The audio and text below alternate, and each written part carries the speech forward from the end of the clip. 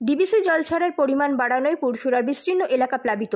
দামোদর নদী তীরবর্তী এলাকাগুলি পুরোপুরি প্লাবিত হয়েছে, আর তাতেই বানভাসীরা ঘরদুয়ার ছেড়ে বাড়ির জিনিসপত্র, খাবার দাবার যা ছিল সেই সব নিয়ে উঠে এসেছে উঁচু জায়গায়। পুরসুরা উদয়নারায়ণপুর রাস্তার ধারে অস্থায়ী ছাউনি খাটিয়ে বর্তমানে বাস করছে নদী তীরবর্তী অসংখ্য মানুষ। চরম দুর্ভোগে পড়েছে স্কুলের ছাত্রছাত্রীরা।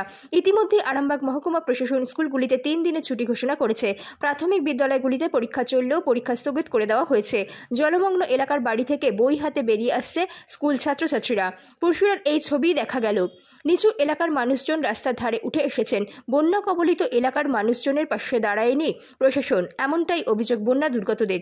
যদিও সোমবারের পর ফের মঙ্গলবারও জেলা শাসক মুক্তা আর্য, সাংসদ মিতালি বাগ, এসডিও সুভাষিনী এবং মন্ত্রী বেচারাম মান্না এলাকায় এসেছেন। তাদের সাথে ছিলেন বিডিও। ত্রাণ সামগ্রী ত্রিপল দেন তারা। এলাকার দুর্গতদের সাথে কথা বলেন।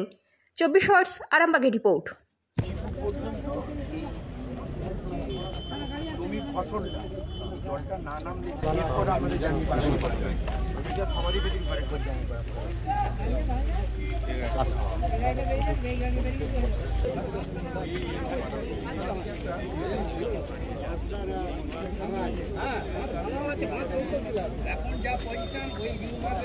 মাননীয় মুখ্যমন্ত্রীর নির্দেশে আমরা সবাই এখানে রয়েছি।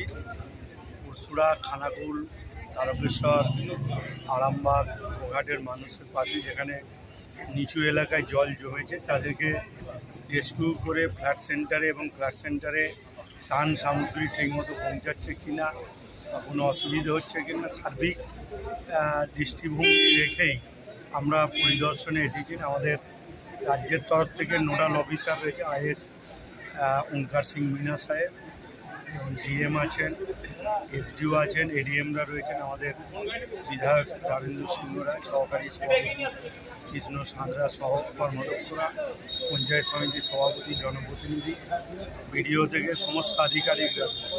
বলছি দাদা, অধিকাংশ এখনো নদীর পাড়ে মানুষ বসে রয়েছে, তারা অপেক্ষা করছে ত্রাণের জন্যে।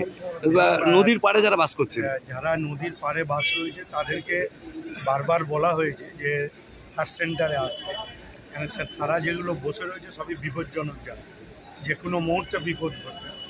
সেই মানুষদের কাছে কি ত্রাণ পৌঁছে যাবে? নিশ্চিতভাবে আমরা সেই চেষ্টাই করছি। অলরেডি দেওয়া শুরু হয়েছে, এখনো রয়েছে, আর ওটা মানে কমতে আরম্ভ হয়েছে। কতগুলো ফ্ল্যাট সেন্টার খোলা হয়েছে? ফ্ল্যাট শেল্টার এখনো আমাদের মানে 21টা ফ্ল্যাট শেল্টার খোলা হয়েছে। কিন্তু ম্যাডাম, এখনো পর্যন্ত দেখা যাচ্ছে যে পুরসুরার বহু দামোদরের তীরে যারা বসে রয়েছে তারা সামান্য ত্রিপলের জন্য অপেক্ষা করছে। না না না না, বহুত লোকের যেটা আছে, আপনি কালকেও ছিলেন, আপনাকে তখনও আমরা দিয়েছিলাম, কালকেও পুরসুরাতে দেওয়া হয়েছে যাদের যাদের ছিল।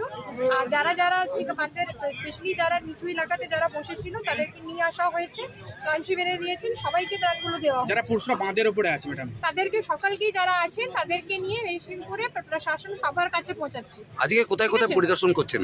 এখনো আপনার তারকেশ্বর হয়েছে আমাদের, এইবারই আমরা এই আরামবাগ থেকে গোঘাটের দিকে যাচ্ছি, আর পুরসুরাটা হয়ে গেছে তার আগে। ম্যাডাম, খানাকুলে সাধারণ মানুষ ত্রাণ পাচ্ছে না, সেই নিয়ে বিক্ষোভ দেখিয়েছে কালকে, কি বলবো? খানাকুলে সব জায়গাতেই ত্রাণ দেওয়া হয়েছে, যেটা আছে আপনারা মানে আরো এক্সট্রা করেও দেওয়া হয়েছে, সব জিপিগুলোতেও দেওয়া আছে, সব প্রত্যেকটা জিপিতে এক্সট্রা করে দেওয়া আছে। তার পরিদর্শনে আমরা নিজে গিয়েছি, আরো এক্সট্রা অফিসার দেওয়া হয়েছে, তাদের সকলেই গিয়েছে, দেখে আসছে। যারা যারা যাচ্ছেন সকলের কাছে প্রশাসন সকলেই চেষ্টা করছে যাতে সকলের কাছে পৌঁছানো হয়।